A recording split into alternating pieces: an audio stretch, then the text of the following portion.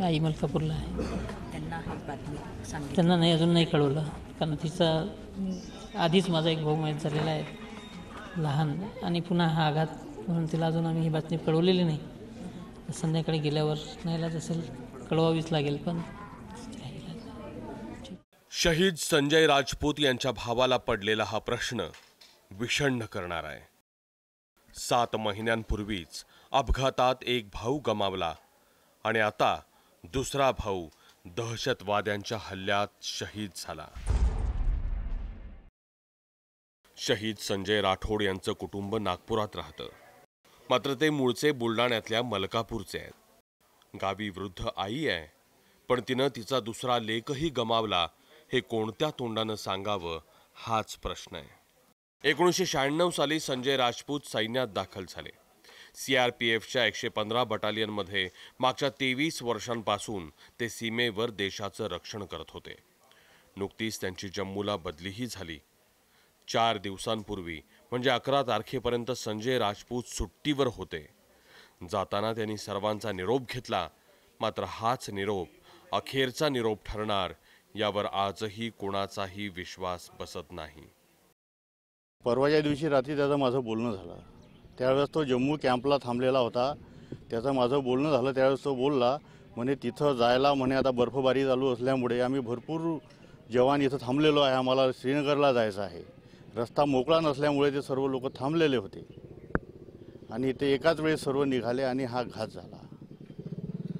एक 8 दिवसाच्या आधी तो इथून येऊन गेला, सर्वांना भेटून गेला. काय भगवंताची एक अशी हे असते, त्याला असं काय थोडी कल्पना येत होती. तो सगळ्यांशी बोलून असा बोलत होता, यार मैं जा रहा अभी, ख्याल रखना इधर. आता त्याने असा हा प्रकार केलेला आहे की काय लक्ष देणार, काय करणार. आम्हाला जेव्हा माहीत पडलं की हा हल्ला झाला आणि 115 बटालियन तिथे होती, त्या बटालियनचा तो एक भाग होता, तो एक त्यातला सोल्जर होता आणि आम्हाला फार वाईट वाटलं. जेव्हा आम्ही 9 वाजेला सर्व सर्च केलं तेव्हा आम्हाला ती लिस्ट भेटली. त्या लिस्टमध्ये 2 संजय सिंग होते. एक संजय सिंग बटालियन नंबर 117चा आणि एक बटालियन 115चा. जेव्हा आम्ही नागपूरमध्ये सर्च केलं तेव्हा आम्हाला माहीत पडलं की आमचा शेजारी आता या आपल्या आयुष्यातून उठून गेला आहे, आपल्या मित्रपरिवारातून, आपल्या घरातून सर्व उठून गेला आहे. राजपूत यांच्या पश्चात वृद्ध आई, पत्नी, 10 आणि 13 वर्षांची 2 मुलं आहेत. माझ्या 44 भावंडांना आम्ही मुकलो. माझा भाऊ गेला, 44 दुसरे भाऊच गेले आणि अशा प्रकारे त्यांच्या जीविताशी खेळ होतो, आतंकवादी करतात. त्यासाठी त्यांच्या सोयीसुविधा वगैरे लक्ष दिलं गेलं पाहिजे.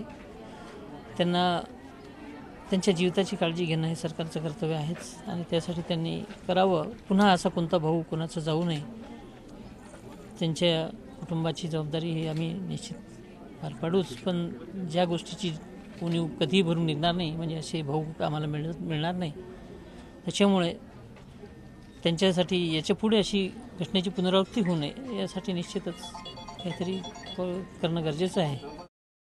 7 महिन्याच्या आत घरातले 2 कर्ते पुरुष गमावणं आणि तरीही इतरांचे भाऊ सही सलामत राहावेत म्हणून दहशतवाद्यांना अद्दल घडवा असं म्हणणं याला वाघाचं काळीज लागतं.